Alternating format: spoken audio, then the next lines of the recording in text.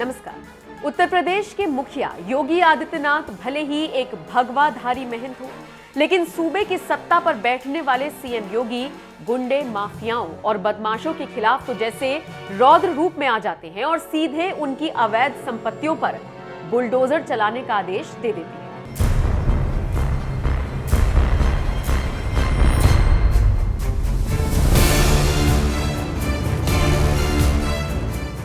गुंडे, माफियाओं के खिलाफ इसी बुलडोजर वाले एक्शन की वजह से अब तो विरोधी भी सीएम योगी को बुलडोजर बाबा कहने लग गए हैं।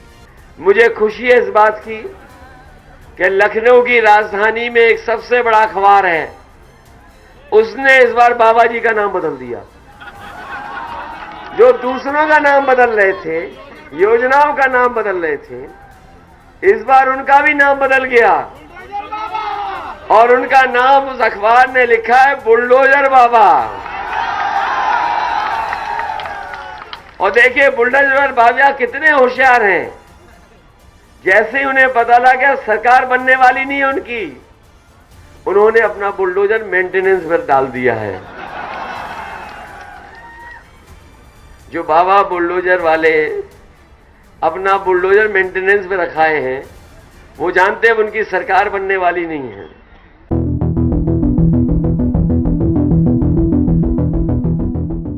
यानी उत्तर प्रदेश की योगी सरकार सत्ता के 5 साल के दौरान जितना अपने काम को लेकर मशहूर रही, उतनी ही मशहूर बुलडोजर की कार्रवाई को लेकर भी रही। और यही वजह है कि यूपी चुनाव में भी बुलडोजर की दहाड़ खूब सुनाई दे रही है। सीएम योगी के राज में जिस तरह से गुंडे, माफियाओं की अवैध संपत्ति पर बेखौफ बुलडोजर दहाड़ रहा है, उसे देखकर तो लोगों को अब लगने लगा है कि क्यों ना सीएम योगी को किसी बुलडोजर कंपनी का ब्रांड एम्बेसडर बना दिया जाए।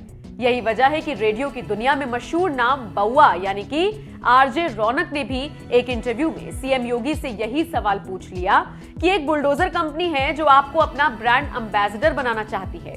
रौनक के इस सवाल का सीएम योगी ने भी अपने ही अंदाज में जवाब दिया और उन्होंने कहा, देखिए हमने तो उनके बुलडोजर को दोनों रूप में इस्तेमाल किया है, एक्सप्रेस हाईवे बनाने में भी और माफिया की अवैध कमाई पर चलाने के लिए भी। सीएम योगी ने इससे पहले जी उत्तर प्रदेश उत्तराखंड को दिए गए एक इंटरव्यू में भी बुलडोजर ब्रांड पर खुलकर अपनी राय रखी थी। उन्होंने यूपी में विकास से लेकर माफियाओं की अवैध संपत्ति रौंदने तक में बुलडोजर के योगदान का जिक्र करते हुए कहा था, उत्तर प्रदेश में बुलडोजर भ्रष्टाचार, आतंकवाद, अवैध अतिक्रमण के खिलाफ प्रतीकात्मक शक्ति के रूप में सामने आया है। प्रदेश की आबादी 25 करोड़ की है। इस आबादी के विकास के लिए, खुशहाली के लिए, इंफ्रास्ट्रक्चर डेवलपमेंट के लिए बुलडोजर एक प्रतीक है। इंफ्रास्ट्रक्चर डेवलपमेंट मतलब expressway, highway, road connectivity, eastern western corridor आदि का प्रतीक बुलडोजर ही है।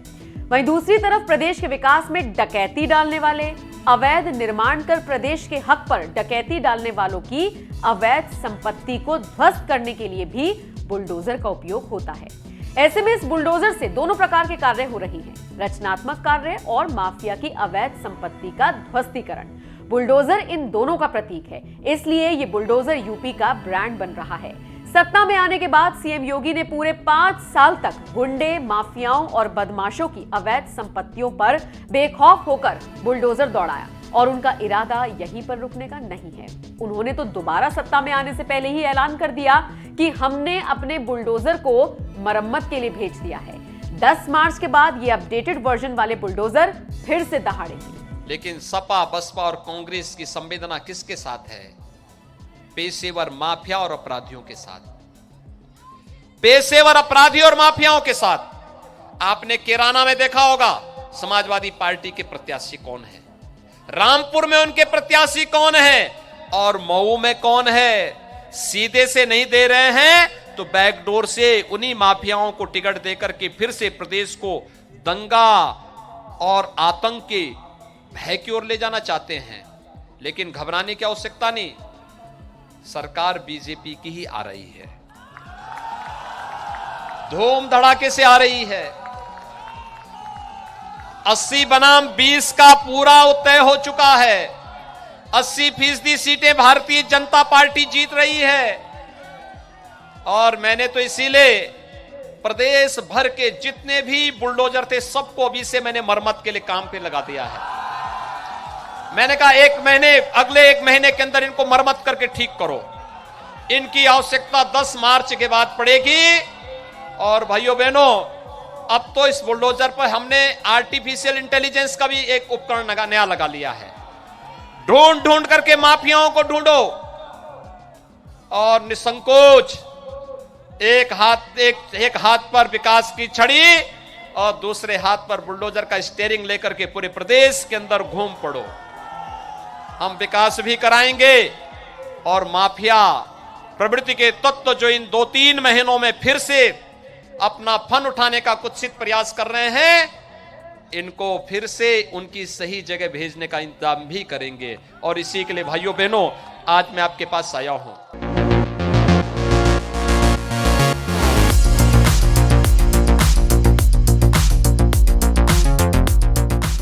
आपको बता दें, उत्तर प्रदेश की सत्ता में सीएम योगी के आने से पहले मुख्तार अंसारी, अतीक अहमद जैसे बाहुबली बेखौफ होकर चुनाव लड़ते थे।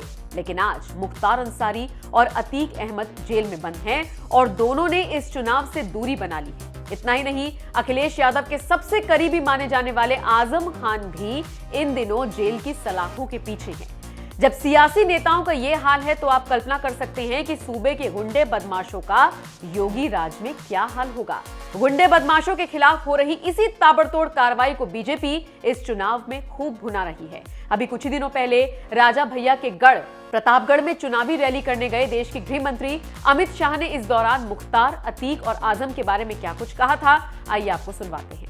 मित्रों, यहां पर जातिवाद, परिवारवाद और तुष्टीकरण, इसकी राजनीति चलती थी। हमने जातिवाद भी समाप्त किया है, परिवारवाद भी समाप्त किया है, तुष्टीकरण भी समाप्त किया है। मित्रों, आज मुझे बताओ, वो आजम खान बड़े तुरम खान बनकर घूमते कहां है? जोर से बोलो भाई, कहां है? ये अतीक अहमद कहां है? ये मुख्तार अंसारी कहां है? अगर अखिलेश गलती से आ गए तो ये जेल में रहेंगे क्या? क्या चाहते हो? जेल में चाहते हो या बेल में चाहते हो? जोर से बोलो, क्या चाहते हो? अरे जेल में रखना है तो फिर से भारतीय जनता पार्टी की सरकार बनानी पड़ेगी। मित्रों, आप सभी लोग बताओ मुझे। अरे यार सुनो तनिक, सुन लिया तुझे, तू सुन मुझे। भाइयों बहनों, मुझे बताओ, एक कश्मीर जो है वो भारत का अभिन्न अंग है या नहीं है? भारत के साथ रहना चाहिए या नहीं रहना चाहिए? मोदी जी धारा 370 हटाना चाहते थे। 5 अगस्त 2019 को मोदी जी ने फैसला किया कि धारा 370 नहीं रहेगी और कश्मीर हमेशा के लिए भारत के साथ जुड़ जाएगा। मित्रों,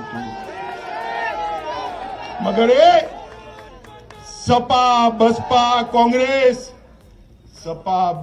कांग्रेस पार्टी ये विरोध करने लगी। अखिलेश जी खड़े हो गए, मुझे बताने लगे, गृह मंत्री जी अगर धारा 370 हटी तो देश में खून की नदियां बहेगी। अरे अखिलेश बाबू, किसको डरा रहे हो भाई?